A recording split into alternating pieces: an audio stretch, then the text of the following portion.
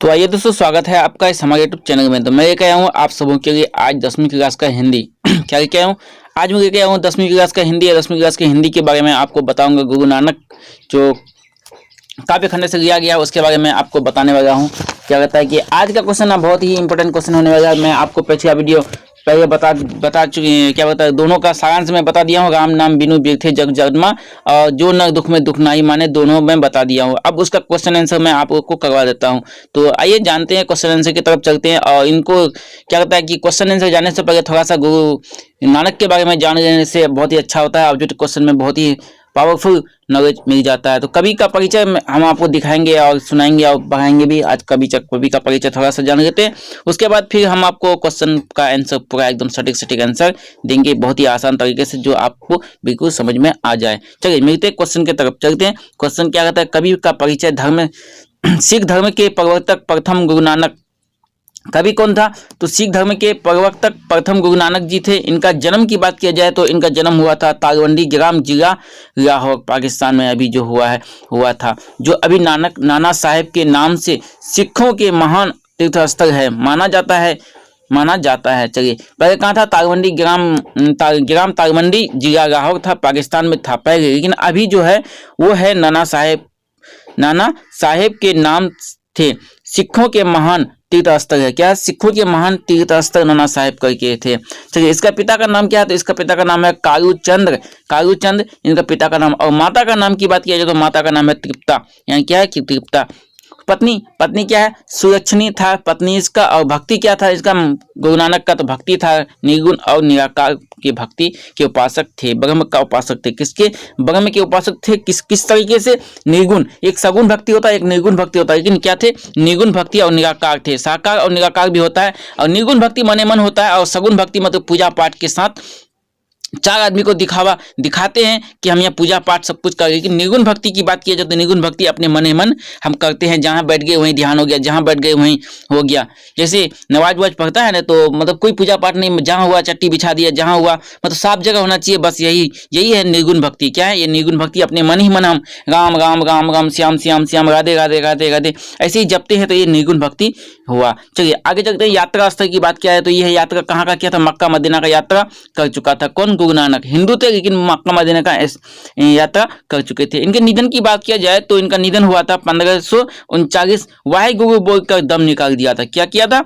वाहे गुरु बोलकर दम निकाल दिया था। और पूजनीय ग्रंथ सिख संप्रदाय का पवित्र है। क्या है? पूजनीय। इनका जो ग्रंथ की बात किया जाए तो पूजनीय ग्रंथ कौन है? सिख संप्रदाय का पवित्र ग्रंथ है गुरु ग्रंथ साहिब। इनका ग्रंथ का नाम क्या है? गुरु ग्रंथ साहिब, जो सिखों के पवित्र ग्रंथ माना जाता है। अन्य रचना की बात किया जाए तो जपूजी, आशा, दीवार, रहीसा, रही, रास और सोहिल। क्या है? अन्य रचना की बात किया जाए तो क्या है? जपूजी, आशा, दीवार, उसके बाद रही, रास और सोहिल, ये थे इसका अन्य रचना। अब देखते हैं, आइए क्वेश्चन आंसर की तरफ आते हैं। क्वेश्चन आंसर तो पहला क्वेश्चन क्या कहता है? कवि किसके बिना जगत में यह जन्म व्यर्थ मानता है। तो पहला क्वेश्चन क्या है कि व्यर्थ मानता मतलब बेकार मानता है। तो कवि यहाँ पे क्या है? मतलब स्टडी बाय रंजित मेरा यूट्यूब चैनल का नाम है। चलिए यहाँ तक आते हैं। उसके बाद देखिए, कवि नानक राम नाम के स्मरण के बिना जगत में जन्म व्यर्थ मानता है। किसके बिना? राम नाम का जो जाप नहीं करता उसके बिना, मतलब राम नाम का जो नहीं बोलता है उसके बिना ये जगत में क्या है? व्यर्थ मानता है कवि। तो अर्थात उसी का जन्म लेना सफल है जो व्यक्ति हमेशा हरि के नामों का संकीर्तन, गुणगान या उनका नाम लिया करते हैं। क्या कहते हैं? कवि कहता है कि इस जगत में जन्म उसी का लेना सफल है जो व्यक्ति हरि कीर्तन यानी हरि के नाम, राम के नाम का बोलता है यानी गुणगान करता है, उन्हीं का जन्म लेना इस जगत में सफल है। क्वेश्चन नंबर देखते हैं दूसरा। क्या कहता है कि वाणी कब विष के समान हो जाती है? वाणी कब विष के समान हो जाती है? जब मनुष्य अपनी वाणी में राम के नाम का सुमिरन नहीं करता। क्या कहता है, जब व्यक्ति या मनुष्य या कोई भी अपनी वाणी में राम के नाम का सुमिरन नहीं करता या अपनी वाणी से नहीं बोलता तो उनका वाणी भी विष के समान हो जाता है। आप चाहे मनुष्य कहें या इंसान ही कहें या जानवर कहें या परिंदा कहें, कुछ भी कहें, जो अपने ईश्वर का, यानी जो अपने ईश्वर का, मेरे ईश्वर का नहीं, जो अपने ईश्वर का नाम नहीं लेता है उसका वाणी क्या होता है, विष के समान हो जाता है। ये अपने सरल भाषा में दे सकते हैं। तो नाम कीर्तन के आगे कवि किन कर्मों की व्यर्थता सिद्ध करता है। नाम कीर्तन के आगे यानी नाम के आगे हरि क्या करता है, किस क्या सिद्ध करता है, कवि करना चाहता है। तो देखिए, हरि नाम संकीर्तन यानी हरि नाम के कीर्तन के आगे कवि पुस्तकों का अध्ययन, व्याकरण का मनन, संध्या, गायत्री कर्म करना यानी कर्म कांड करना, ये सब आपको यहाँ पे बता रहा है। क्या करना है, क्या क्या करना चाहिए, तब सिद्ध होगा आपका कर्म। तो यह यहाँ करना, संध्या गायत्री कर्म करना चाहिए, दंड कमंडल जहन करना चाहिए, जनेऊ धारण करना चाहिए, धोती पहनना चाहिए, तीर्थ करना चाहिए, जटा धारण करना चाहिए, पगड़ी धारण करना चाहिए इत्यादि, यही सब करना चाहिए। तब क्या होता है, कर्म सिद्ध होता है। तो आजकल तो देखते हैं लुंगी पे ज़्यादा रहता है, लेकिन कर्म आप क्या अपना अपना पहनावा भी है, जैसा देश वैसा भेष। तो यहाँ पे ऐसा पहनने को कहता है। जनेऊ वो बहुत कम पहनता है, धोती भी बहुत कम पहनता है, और तीर्थ स्थल तो बहुत कम ही जाते हैं, और जाते भी है तो बाइक से, जबकि तीर्थ स्थल बोलबम धाम, बाबा धाम ऐसा पैदल जाना चाहिए। किसी भी भगवान का दर्शन करने जाते हैं तो हमको एक में क्या बताया कि 500 या 1000 मीटर दूर से ही जाना चाहिए पैदल, वो भी नंगे पाँव।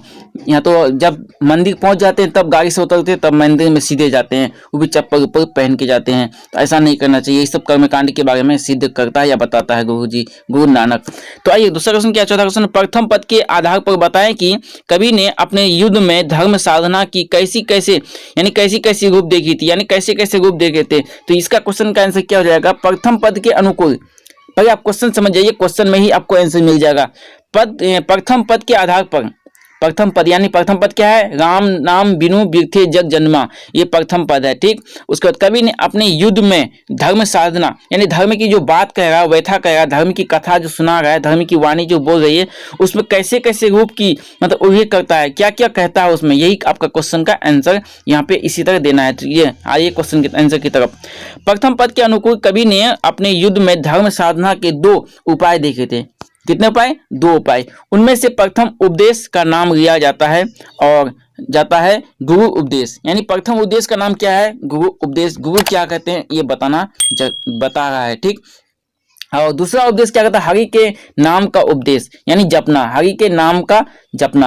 यहाँ पे बताया दूसरा उपदेश में, जो न दुख में दुख नहीं माने, यहाँ पे बता रहा है आपका क्या है, हरि के नाम का जपना दूसरा उपदेश हुआ। पहला उपदेश क्या हुआ, राम नाम बिनु बिरथे जग जन्मा, यानी राम का नाम बोलने लगता और यहाँ पे नीचे हरि का नाम बोलने लगता है। चलिए क्वेश्चन नंबर देखते हैं। 5वां क्या कहता है कि हरि रस से कवि का क्या अभिप्राय क्या है, हरि रस से कवि का क्या अभिप्राय क्या है, यानी अभिप्राय क्या है। यहाँ पे आइए इसका क्वेश्चन का आंसर क्या होगा। देखिए, हरि रस से, हरि मतलब ईश्वर, हरि रस से कवि का भी अभिप्राय हरि भक्ति है। वह कहते हैं शिव ही क्या भजन सुमिरन करती, शिव ही का भजन सुमिरन भक्ति क्या करो, सभी को ध्यान हो जाएगा। चलिए समझ में नहीं आया तो आपको समझा देते हैं कि हरि रस से कवि का भी अभिप्राय है। क्या है, कभी हरि रस से है, हरि भक्ति है, वह कहते हैं हरि भक्ति है, वह कहते हैं, कौन कहते हैं, गुरु नानक कहते हैं। शिव ही का भजन सुमिरन भक्ति, शिव ही का भजन करो, भगवान का भजन करो। बहुत से भगवान होता है ना, शिव ही का भजन करो। क्या यहाँ पे कहता है, साफ सिंपल, क्या करो, सभी को ध्यान हो जाएगा। यहाँ पे शिव ही का भक्ति करने बोलता है, सभी को ध्यान हो जाएगा, यहाँ पे बढ़ जाएगा।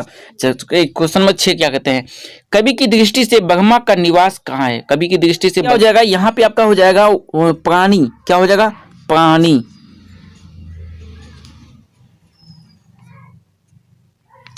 प्राणी हो जाएगा, क्या होगा, प्राणी हो जाएगा। अब क्या कहता है यहाँ पे, क्या होगा कि कवि कहते हैं कि ब्रह्मा का निवास शरीर वाणी आत्मा में ही, प्राणी आत्मा में ही है, प्राणी की आत्मा में ही ब्रह्मा का निवास होता है। कहाँ होता है? प्राणी की आत्मा में, यानी मनुष्य के आत्मा में ही ब्रह्मा का निवास होता है। चलिए आगे देखते हैं, क्या गुरु की कृपा से किन युक्ति की पहचान हो पाती है? गुरु की कृपा से किन युक्ति की पहचान हो पाती है? तो इसका आंसर क्या होगा? गुरु की कृपा से ईश्वर भक्ति तथा संसार सागर से पार होने की युक्ति की पहचान हो पाती है। कवि बताते हैं कि संसार में पार कैसे होना है, इनकी पहचान कैसे करना है, ये सब आपको बताते हैं गुरु। कौन बताते हैं? गुरु बताते हैं। संसार से भवसागर से पार होना है तो गुरु की करना होगा, गुरु से जानना होगा। अब आते हैं क्वेश्चन, अब आते हैं व्याख्या की तरफ। व्याख्या की तरफ आते हैं तो क्या कहता है? राम नाम बिना अरूझी मरे। क्या कहता है? राम नाम बिना अरूझी मरे। तो अरूझी मरे मतलब इसमें क्या होगा? पहले का क्वेश्चन में दिया हुआ है कि अरूझी मरे, तो यहाँ पे आपका क्या हो जाएगा कि प्रस्तुत पंक्ति हमारे पाठ्य पुस्तक गोधूली भाग 2 काव्य खंड से ली गई है। क्या है? काव्य खंड से ली गई है। आपको इस तरह लिखना है, ठीक। यहां तक आपको लिखना है। कवि का नाम है राम, कवि कहते हैं काव्य खंड से ली गई है। कवि का नाम है गुरु नानक, ठीक। और क्या कहते हैं? राम नाम बिनु बिरथे जगी जन्मा, जिनके रचिता गुरु नानक जी हैं। खंड से ली गई है। कविता का नाम है, क्या है? कविता का नाम है गुरु राम नाम बिनु बिरथे जग जन्मा, और जिनके रचिता गुरु नानक जी है। अब यहाँ तक तो आपको लिखना है, हर काव्य खंड में, हर प्रस्तुत पाठ में आपको लिखना है। जहाँ भी आपका उल्लेख करने बोलता है तो आपको इतना ठोक लिखना है। चलिए अब यहाँ पे आगे बताते हैं क्या है कि इसमें कहना क्या चाहता है। राम नाम बिनु अरूझी मरे, क्या कहता है? यह प्रस्तुत पंक्ति के माध्यम से कवि कहना चाहता है कि, अब वहाँ का मीनिंग स्टार्ट होता है, कहाँ का? अरूझी मरे का। तो राम नाम ही महिमा का वर्णन करते हुए कहा है कि संसार सागर से पार उतरने का, पार यहाँ पे होगा, पार उतरने का सबसे सरल सुगम आसान उपाय राम के नाम को स्मरण करना है। जो व्यक्ति ईश्वर के नाम को नहीं जपता है वह इस संसार की माया जाल में फंस जाती है, इस माया जाल में उलझ कर ही रह जाता है। क्या कहता है? माया जाल में उलझ कर ही रह जाता है। यहाँ पे यही कवि बता रहा है। क्या बता रहा है? किसका मतलब बता रहा है? तो राम नाम बिनु अरूझी मरे, मैंने उलझ के मरना है राम नाम के बिना। अगर राम नाम का नाम नहीं लेते हैं तो आप संसार की माया जाल में फंस जाते हैं और यहाँ से भवसागर पार नहीं हो पाते हैं। तो ये कहता है। देखते हैं दूसरा क्या कहता है काव्य खंड। कंचन माटी जाने, क्या है? कंचन माटी जाने, बहुत ही शॉर्ट है।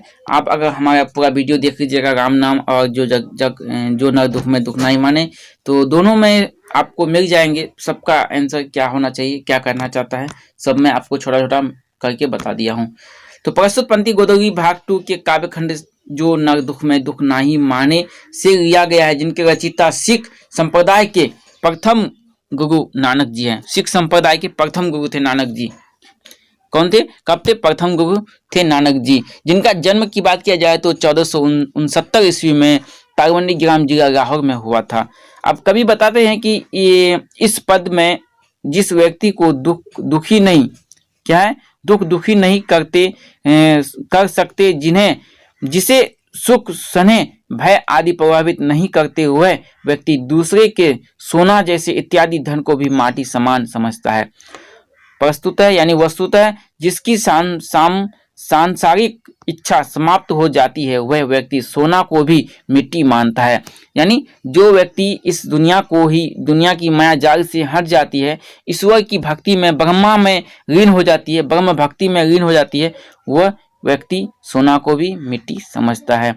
हरस शोक ते रहे न्यारे नाही मान अपमाना, हरस शोक ते रहे न्यारो नाही मान अपमाना। इसका मतलब क्या होता है? गुरु नानक कहते हैं कि आपको तो वो सब लिखना ही है, प्रस्तुत पाठ कहाँ से लिया गया, क्या कहना चाहता है, ऐसे आपको लिखना पूरा उसको। तो कभी यहाँ पे इसका मीनिंग हम समझा देते हैं, थोड़ा सा क्या कहना चाहता है उल्लेख कर देते हैं। कभी गुरु नानक जी कहते हैं कि गुरु उपदेश की महिमा का वर्णन करते हुए कहा है कि जिस पर के उपदेशों का प्रभाव पड़ता है। क्या कहता है? वर्णन करते हुए कहता है जिस प्रकार के उपदेशों का प्रभाव पड़ता है उस व्यक्ति को सुख दुख हर्ष शोक इत्यादि, सुख मतलब सुख, दुख मतलब दुख, हर्ष मतलब खुशी, शोक मतलब दुख, यानी खुशी दुख और इत्यादि सांसारिक बाधाएं प्रभावित नहीं करती। इस प्रकार की व्यक्ति को मान अपमान का भी प्रभाव नहीं पड़ता है। जो मतलब क्या कहता है कि जो माया जाल से हट जाता तो माया उसे घेर नहीं सकती है। और माया क्या करता है, 10 इंद्रियां अपने बस में कर लेती है ना, तो वो इंसान नहीं, खुद देवता के लायक हो जाते हैं। तो आप गौर में देखते हैं कि नानक लीन भई गोविंद सो जो पानी संग पानी। क्या कहता है कि नानक लीन भई, लीन मतलब खत्म हो जाना, मिल जाना, और भय मतलब क्या होता है, डर, और गोविंद मतलब क्या होता है कि वही गुरु नानक जी को गोविंद कहते हैं, यानी गोविंद में तो भगवान भी होता है। सो जो पानी संग पानी, पानी जो मतलब जैसे पानी संग पानी, पानी में मिलकर पानी बन जाता है। इस पद में नानक जी कहते हैं, नानक जी ने कहा है कि मैं नानक भगवान गोविंद की ऐसी भक्ति मैं लीन होना चाहता हूँ। मैं नानक भगवान की ऐसी, मतलब मैं नानक, यहाँ पे आपको रुकना है, भगवान की ऐसी भक्ति में लीन होना चाहता हूँ, गोविंद की ऐसी भक्ति में लीन होना चाहता हूँ जैसे नदी का पानी समुद्र के पानी में मिलकर लीन हो जाता है। जैसे नदी का पानी, सातों नदी का पानी अगर आके समुद्र में मिल जाता है तो वो 7 नदी का पानी, फैक्ट्री का भी पानी आगे नदी में मिलता है, कचरा का भी पानी आगे मिलता है, नदी नाले का भी, और एक अच्छा जगह समुद्र तालाब का भी पानी आगे नदी में मिलता है, तो वो पानी अपने में समा लेती है और समुद्र बन जाता है, ना कि वहाँ पे भेदभाव होता है। इसी तरह गोविंद यहाँ पे क्या कहता है, गुरु नानक जी कहता है कि मैं गोविंद की ऐसी भक्ति में लीन हो जाना चाहता हूँ, अपने आप को उसमें निछावर कर मलिन हो जाता हूँ, ताकि मेरी कोई पहचान ना रहे, सिर्फ समुद्र को ही जाने, यानी सिर्फ गोविंद को ही जान पाए, ऐसा यहाँ पे कवि कहना चाहता है। तो आगे कहता है, यानी स्वयं इस हरि के नाम भक्ति संकीर्तन में लीन होना ही है। क्या है? लीन होना ही है, उसमें मिलना है, एक दिन यहाँ से जाना है। क्या है? एक दिन यहाँ से जाना है, ये भी यहाँ पे स्वयं को कह रहा है, एक दिन यहाँ से तो जाना ही है। कहावत में भी कि एक कोई दिन क्या कहता है ऐसे कि राजा रंग फकीर कोई सिंहासन चढ़ चढ़े कोई बंदे जंजीर, यानी कोई राजा हो या प्रजा हो तो सबको जाना ही होगा यहाँ से एक दिन। तो तथा भक्ति की तल्लीनता वैसी हो जैसी नदी का पानी, यानी मेरी भक्ति वैसी हो, अपनी भक्ति की बात कह रही है। वो यहाँ से जाना नहीं चाहता, लेकिन वो यहाँ से जाना चाहता है अपने मनोबल से, यानी कि अपने मन की आत्मा से जाना चाहता है, शरीर से नहीं। तो ऐसी होनी चाहिए, वो भक्ति की बात कर रही है, मेरी भक्ति ऐसी होनी चाहिए, नदी का पानी समुद्र के पानी में मिलकर समुद्र के पानी जैसा हो जाता है, वैसी मेरी भक्ति होना चाहिए। तो कोई भेदभाव नहीं होता है, उसी तरह मैं भी होना चाहता हूँ। जैसे समुद्र में कोई भेदभाव नहीं होता है, उसी तरह मैं भी होना चाहता हूँ। चलिए, यहाँ तक कथा आपका क्वेश्चन का सारा आंसर मिल गया होगा। चलिए, आशा करता हूँ कि आपको वीडियो में समझ में आया होगा, मेरा क्वेश्चन आंसर समझ में आया होगा। और हमारे चैनल में नए हैं तो प्लीज़ सब्सक्राइब कीजिए, ताकि आपका एक सब्सक्राइब ही हमें मोटिवेशन करता है आगे वीडियो बनाने के लिए। चलिए, मिलते हैं फिर नए वीडियो लेके नए टाइम में, और तब तक हमारे चैनल में बने रहिए। और चैनल में नए हैं तो प्लीज़ सब्सक्राइब जरूर कीजिए, अपने दोस्तों को भी जम के शेयर कर दीजिए।